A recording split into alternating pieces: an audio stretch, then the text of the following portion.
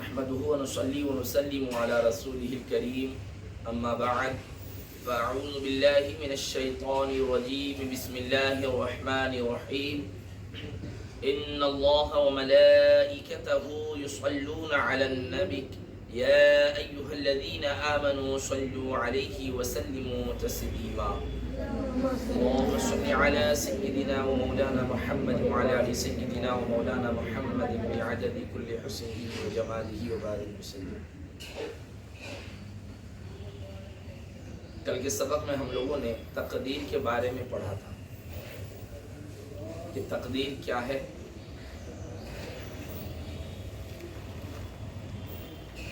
انسان دنیا میں آ کر جو کچھ بھی کرتا ہے کیا وہ ویسا ہی کرنے والا تھا تو اللہ تبارک و تعالی نے اس کی تقدیر میں لکھ دیا، یا تقدیر میں جو لکھا تھا ویسا وہ آ کر دنیا میں کیا. اس کے بارے میں ہم لوگوں نے کل پڑھا. آج کے سبق میں مرنے کے بعد زندہ ہونا یہ ٹاپک ہے. ایمان مفصل میں بھی ہم لوگوں نے پڑھا جیسے والیوم الآخر والقدر خیرہ وشرہ من اللہ تعالی، اور اخیر میں جو ہم لوگوں نے پڑھا والبعث بعد الموت، والبعث بعد الموت یعنی مرنے کے بعد دوبارہ زندہ ہونا. اللہ تبارک و تعالی پوری دنیا کو فنا فرما دے گا، اس کے بعد دوبارہ پھر سے انسانوں کو زندہ فرمائے گا.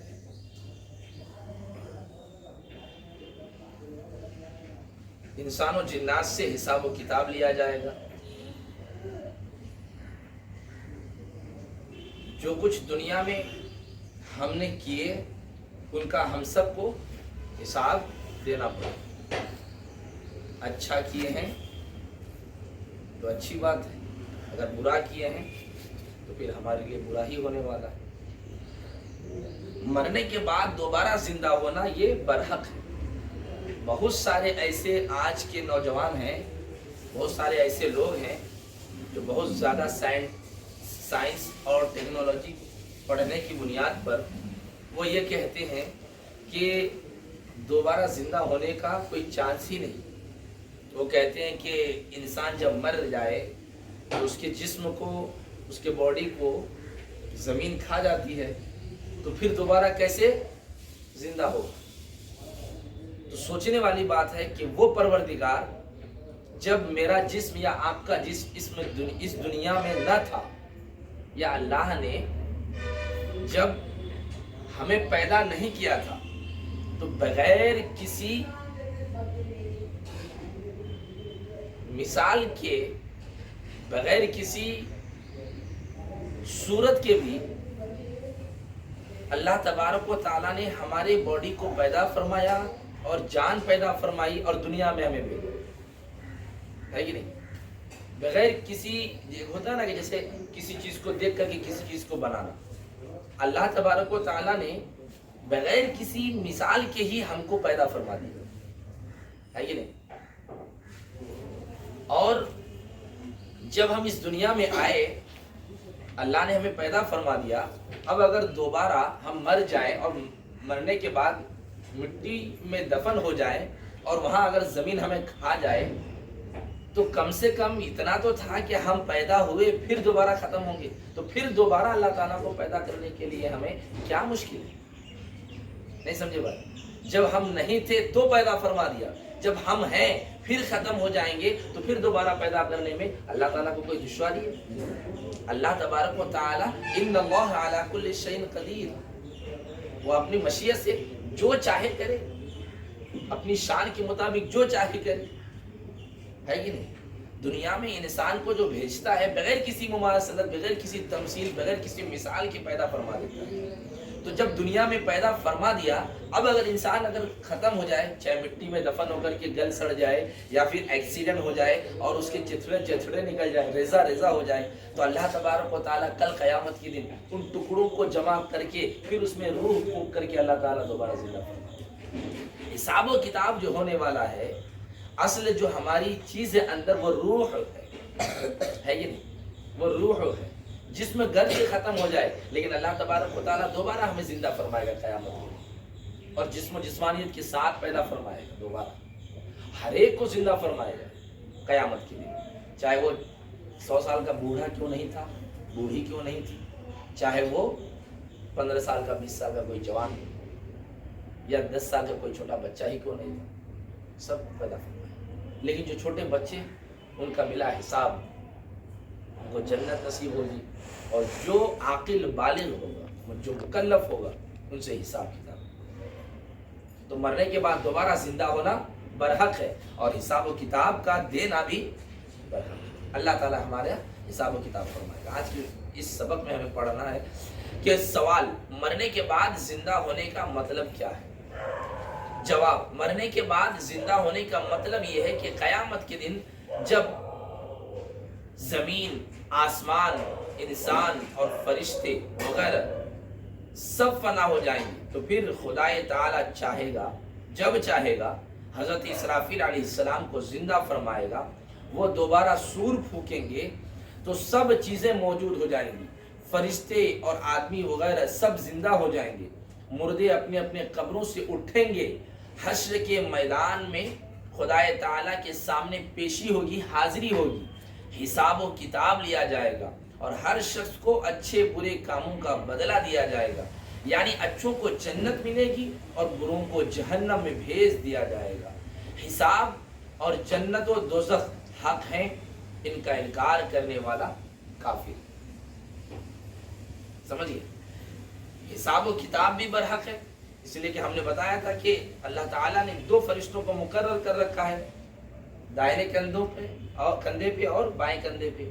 آپ اگر اچھا کر رہے ہو تب بھی نوٹ ہو رہا ہے، اگر آپ برا کر رہے ہو تب بھی نوٹ ہو رہا ہے۔ تو جو رجسٹر تیار ہوگا، اس کو نام اعمال کہا جاتا ہے، آپ نے جو کچھ کیے اس کا رجسٹر، سمجھ گئے؟ اور یہ رجسٹر جب تک آپ اس دنیا میں زندہ ہیں تب تک یہ کھلا ہے، اور اس میں اچھا یا برا جو بھی ہم کر رہے ہیں لکھا جا رہا ہے، تاکہ قیامت کے دن آپ اللہ تعالیٰ کے پاس آپ کو کوئی ایسی سوچ یا ایسی آپ بات نہ کہہ سکو، اے پروردگار ہم نے ایسا نہیں کیا تھا، وہاں کچھ ایسا نہیں ہوگا کہ آپ اللہ تعالیٰ کے سامنے جھوٹ بولو گے۔ اللہ تعالیٰ فرمائے گا کہ اے میرے بندے، میں نے تمہارے لیے 2 فرشتوں کو مقرر کیا تھا اور نامہ اعمال حاضر ہے، تب آپ کیا کرو گے؟ اچھا، یہ تو ایک رجسٹر میں لکھا جائے گا، ایک اور بات ہے۔ دوسری بات یہ ہے، یہ جو جسم ہے نا، اس جسم میں جتنے بھی حصے ہیں، ہر حصہ وہاں کل قیامت کے دن اللہ تعالیٰ کی بارگاہ میں گواہی دے گا۔ آنکھوں سے آپ نے جو بھی کام کیے اچھے یا برے، آپ نہ بھی چاہو گے تو چونکہ یہ آنکھ اللہ تعالیٰ کے تابع ہے، اللہ نے اس کو پیدا فرمایا، تو یہ آنکھ بھی گواہی دے گی کہ اے پروردگار تیرے اس بندے نے میرے ذریعہ، آنکھ کہے گی میرے ذریعہ یہ چیزوں کو دیکھا تو، اچھی چیزوں کو دیکھا تو اچھی بات، اگر بری چیزوں کو دیکھا تو گانے سن رہے، ویڈیوز، پکچرز، گندی فلمیں، ڈانس، کامیڈیز اور دوسری تمام بے حیائیوں کی چیزیں اگر آپ دیکھ رہے ہو تو یہ آنکھ گواہی دے گی۔ ان کانوں سے اگر آپ نے کوئی غلط چیزیں سنی ہیں، یہ کان گواہی دے گی۔ ان ہاتھوں سے اگر آپ نے کوئی غلط کام کیے، کسی کو مارا ہے، کسی پر ظلم کیا ہے، ان ہاتھوں سے آپ نے چوری کیا ہے، کسی کی زمین، کسی کا مال، کسی کے جائیداد اگر آپ نے ہڑپ لیے ہیں، ہاتھ گواہی دے گی۔ اگر یہ ان پیروں سے اگر آپ برائی کی جگہ کی طرف گئے ہیں تو یہ پیر گواہی دے گی، یعنی جسم کا ہر حصہ گواہی دے گا، ہر حصہ گواہی دے گا۔ اس وقت کیا کرو گے؟ اللہ تعالیٰ کیا آپ کے پاس کوئی اور دوسری چیز ہوگی جو آپ کہو کہ نہیں میرے پاس دلیل ہے اے پروردگار میں نے نہیں کیا؟ نہیں، اللہ تعالیٰ سے کوئی بھی چیز چھپ نہیں سکتی۔ اس لیے اس دنیا میں اللہ نے جو ہمیں بھیجا ہے وہ اس لیے بھیجا ہے تاکہ اللہ جانچے پرکھے اپنے بندوں کو کہ کون بندہ میرا ہے جو میری اطاعت کرتا ہے، میرا حکم مانتا ہے اور وہ میرے حکم کو مانتے ہوئے میری بتائی ہوئی چیزوں پر عمل کرتا ہے، اچھی چیزوں کو کرتا ہے اور بری چیزوں سے پرہیز کرتا ہے، رک جاتا ہے۔ جو انسان اس دنیا میں اللہ اور اللہ کے رسول کی فرما برداری کرتا ہے اسی کے لیے جنت تیار ہے، اور جو بندہ دنیا میں اللہ اور اللہ کے رسول کی نافرمانی کرتا ہے، نمازوں کو چھوڑتا ہے، روزوں کو چھوڑتا ہے، زکوٰۃ ادا نہیں کرتا، حج نہیں کرتا، ماں باپ کو تکلیف پہنچاتا ہے، دوستوں کے ساتھ لڑائی جھگڑا کرتا ہے، یا بھائیوں کے ساتھ جھگڑے کرتا ہے، یا پھر پڑوسیوں کے ساتھ بدسلوکی کرتا ہے، یتیموں کے ساتھ یا محتاجوں کے ساتھ ظلم و ستم کرتا ہے، اس طرح کی کوئی بھی اگر برائی کرتا ہے تو یاد رکھو کل قیامت کے دن ہر چیز کا حساب دینا ہے۔ مرنے کے بعد دوبارہ زندہ جو ہونا ہے تو وہاں جب حساب و کتاب ہوگا، جو بندہ کامیاب ہو جائے گا اللہ تبارک و تعالیٰ اس کے لیے جنت میں بے شمار نعمتیں رکھا ہے۔ دنیا میں ہم جو چیزیں کھاتے ہیں نا، یہ کچھ بھی نہیں ہے جو جنت میں جو نعمتیں ہیں ان کے مقابلے۔ وہاں کا دودھ، وہاں کا شہد، وہاں کے پھل فروٹ جو چاہو گے حاضر، نہ بنانا کی ضرورت ہے نہ کچھ کرنے کی ضرورت ہے، دل میں خواہش پیدا ہوئی حاضر، وہ جنت ہے۔ اور وہ جنت اللہ نے بنایا جس کے لیے؟ مومنین کے لیے، جو ایمان والے ہیں اور اللہ کے رسول کی فرما برداری کرنے والے، ٹھیک ہے؟ تو یہ یاد رکھنا کہ ہمیں مرنے کے بعد جب دوبارہ زندہ ہونا ہے تو اپنے کیے کا حساب دینا ہے۔ تو کل قیامت کے دن جو حساب و کتاب دینا ہے تو وہاں پہ اچھے اور برے اعمال ہی کا حساب و کتاب دینا ہے۔ تو ضرورت اس بات کی ہے کہ ہم آج ہی اچھے اعمال کرنے شروع کر دیں تاکہ کل قیامت کے دن اللہ تعالیٰ کی بارگاہ میں شرمندہ نہ ہونا پڑے، پچھتاوا نہ کرنا پڑے۔ اس لیے کہ دوبارہ اللہ تعالیٰ آپ کو دنیا میں نہیں بھیجے گا کہ بندے جاؤ پھر سے اچھے اعمال کر کے آؤ۔ ایک بار موت آ گئی خلاص، کوئی صورت نہیں ہے آپ کو دنیا میں آنے کی، ہے کہ نہیں؟ تو ساقیہ دیر نہ کر، شیشہ تو پھر بھی کچھ ہے، بہت نازک ہے، یہ آدم کا نظام ربوف ہے۔ شیشے کو اگر آپ اوپر سے پھینکو تو نیچے تک جانے میں اور ٹوٹنے میں دیر لگ سکتی ہے، لیکن انسان کی روح کب نکل جائے جس میں سے کچھ خبر نہیں ہے کہ نہیں؟ تو آپ جب تک اس دنیا میں اللہ کی اطاعت اور رسول کی اطاعت اور فرما برداری ہی میں اپنی زندگی گزارنے کی کوشش کرو، آخرت کو اپنے ذہن میں اور اپنے دماغ میں اپنے نظروں کے سامنے رکھو کہ ہمیں اس دنیا کو چھوڑ کر آخرت میں جب جانا ہے تو حساب و کتاب دینا ہے، اور پھر وہیں ہمارا فیصلہ ہوگا کہ ہم اچھے ہیں یا برے ہیں۔ اگر اچھے ہیں تو اللہ ہمیں جنت نصیب فرمائے گا، اگر برے ہیں تو پھر برائیوں کا جو انجام ہوتا ہے، بروں کا جو انجام ہوتا ہے، ان کے لیے اللہ تعالیٰ جہنم تیار کر رکھا ہے۔ اللہ تعالیٰ ہم سب کو اچھے اعمال کرنے کی توفیق عطا فرمائے، ہم سب کو پیارے آقا صلی اللہ تعالی وسلم کی شفاعت نصیب فرمائے، جنت میں مقام عطا فرمائے، اور جہنم کے عذاب سے ہم سب کی حفاظت فرمائے، اور ہمارے والدین کریمین کو بھی اللہ تعالیٰ جنت نصیب فرمائے، اور جب تک وہ دنیا میں ہیں ہم سب کو ان کی اطاعت و فرما برداری کرنے کی توفیق عطا فرمائے، ان کو ہر بلا ہر مصیبت سے محفوظ فرمائے، انہیں صحت و تندرستی عطا فرمائے۔ آمین آمین یا رب العالمین بجاہ سید المرسلین، آخر دعوانا ان الحمد للہ رب العالمین۔